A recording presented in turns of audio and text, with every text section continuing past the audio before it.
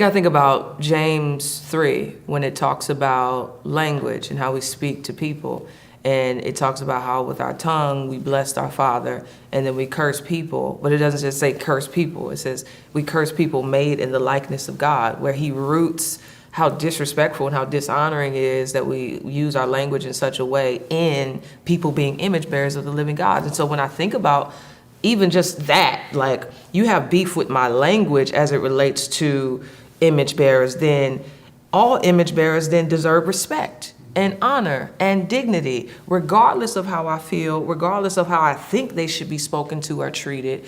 They have honor and dignity because of the Lord thy God. And so I think whether it's someone that's on the street that doesn't have a home, whether it's a black person who is dealing with all types of oppression because they are a minority, whether it's a single mother in the church that no one notices and never asks if they need any help. I think they are all made in the image of God, and so, yeah, they matter. All throughout Scripture, if we have power, if we're in the position of power, we should be looking to leverage it to serve the least of these. And so for me, I think, the refugee crisis the last 2 or 3 years is one example.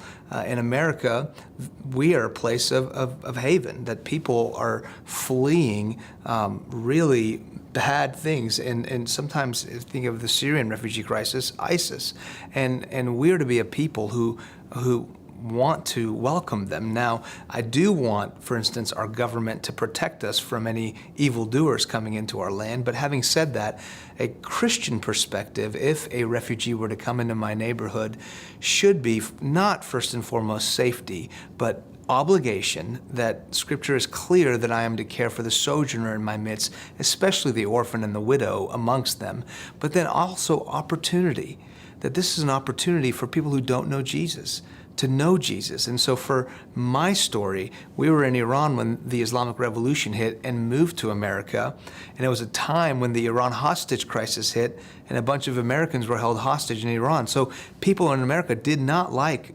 Iranians. And so a lot of people turned against my family.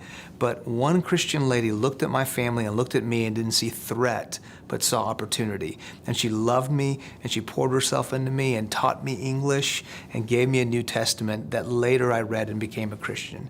So I say a Christian who has any sort of power should not be thinking to protect himself with it, first and foremost, but how can I use it to serve the marginalized and the least of these? Those of us that find ourselves in positions of authority or privilege especially need to be sensitive to those who aren't. The marginalized, the less fortunate, those who often are neglected. If you look at the Gospels, Jesus in particular, especially Luke's Gospel, had a real concern for the marginalized of that day. Well, we're simply walking in his footsteps when we do the same thing. And so when we think in terms of ethnic minorities, when we think in terms of immigrants, the sojourner, the one that's been dislocated from their homeland or dislocated from their family, there should be a sense in which we lead the way in ministering to them and caring for them, one, because again, they are imagers of God. But secondly, they're also someone for whom Christ died, and therefore they have eternal, inherent worth declared to be so by the Creator. And if that's how our God views them, then we cannot do anything less. Christians should seek the welfare of people who are radically different from them, largely based on what we understand of humans in Genesis 1 and 2. So we're told that God creates everything through his spoken word.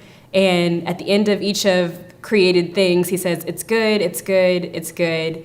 He gets to mankind and he says, it's very good. There is such a clear distinction of the difference between mankind as it relates to creation and the rest of the created order. What does that look like practically? I mean, it's hard to say. People's needs are pretty much endless. One charge I would probably give is to meet the needs of people who are radically different than us. We have to be in the presence of people who are radically different than us. So that's usually a good start. And the second is that when we're in their presence, we need to be observant and aware of what their needs are in ways that maybe we could meet them, or we know other people that could potentially meet them as well. So the question of practicality, I think, varies from place to place, but the first practical thing I would say is if you're in a context where you're with only people who are like you, it might be good to place yourself in contexts where you get to rub shoulders and be in relationships with people who are radically different, but still, like you, bear the image of God.